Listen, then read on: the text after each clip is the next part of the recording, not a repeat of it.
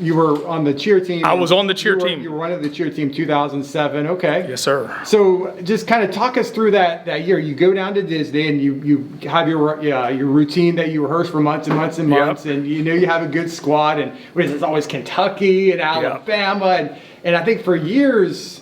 Well, you said 1 in 03, right? And so this would have been the second one. But, you know, it's always, you know, you have to be perfect if you want to beat Kentucky or somebody. Yeah. So talk us through what you remember about that event in 2007.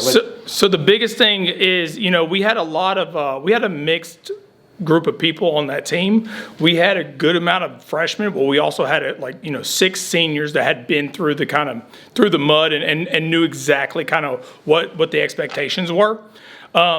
But we had all the confidence in the world. And so the most vivid memory I have is in semifinals. We had a drop in the cheer, but we hit everything else. And I had a couple of cheerleaders from a different college come up to me as we were walking out. And they just were talking about how we're going to beat Kentucky. Like, this was the best routine they had ever seen. And, you know, just that confidence. And I just remember vividly that those other colleges were saying, okay, these guys are legit and they're ready to win that year. So that's probably the most vivid memory I have. You know, we had skills in that routine that had never been done prior to that in competition. And so, you know, there's teams now that will use those pyramids still. So yeah. The 03 team got inducted to the Hall of Fame. Coach Gooch got inducted last year. Did you wonder, like, at any point, hey, maybe the 07 team gets inducted too, considering 03 got inducted? I knew we were the better team. Let me just say that first off. I always have appreciated UCF's love for the Spirit programs, because you don't find that at every college in the country. You know, there's a lot of schools out there that don't even consider their Spirit programs part of the athletic department. So just being able to use the weight rooms while we were cheering, being able to use the academic, you know, the tutoring access and everything, that to me was already past what my expectations were. So, you know, when 03 had the Hall of Fame, you know, I was like, you know, that's the first team, but that's probably going to be it. Because, you know, we're the cheerleading, you know, we're a cheerleading team, right? So then when we had the conference call with Linda, because I love Linda Gooch, she saved me as a college student. When they said, okay, we all going to join in, we're going to talk about the 07 team, we're going to talk about Linda Gooch, I was like, all right, sign me up. And then when she said that we made the Hall of Fame, it was a huge surprise to me, because I was expecting 03 to be the only kind of cheer team in that Hall of Fame. If you do some research, I guarantee you we're probably one of the only cheer teams. We're for sure probably the only school to have 2 cheer teams in the Hall of Fame.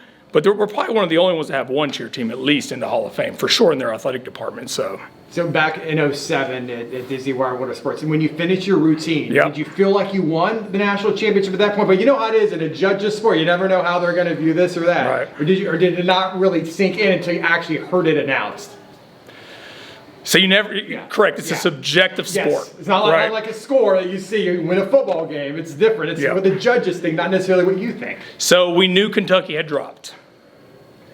And that was in the back of our head, in the back of my mind, no matter what. So when I knew we hit, let's just say I had a pretty good idea, but you never know in that sport, because there can be, like I said, it's subjective. So, but we were lucky enough to take the victory that night, and that was our expectations. Our expectations are always to hit a clean routine, and based off of the stuff that we had in that routine, I kind of knew that it was going to happen, Kentucky, of course, you talk about how Kentucky has had a dominant Spirit program over the course of that time. They were on a streak of 14 of 16 national titles. The only 2 years they never won, 03 That's right. and 07, to the That's point right. where they had TV cameras following Yep. them, I saw. What was it like for you to go up against a team like Kentucky and be one of the only teams to beat them during that run?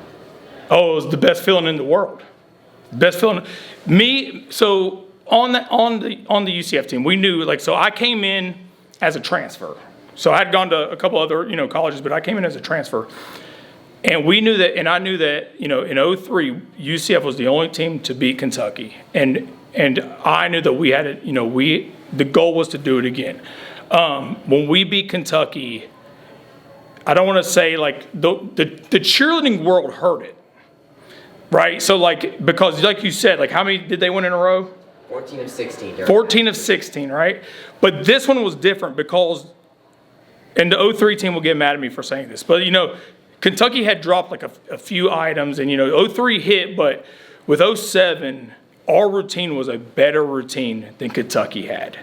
And that's the thing I'm most proud of, because even if Kentucky hadn't dropped that final pyramid, let's put those two routines up together, and everybody hit perfect. I can't guarantee, because like you said, it's subjective, but I promise you it would either be very close or we were going to win it. And that to me was, one of the proudest moments of my life. So. Appreciate it. Thank you. Yeah. Congratulations.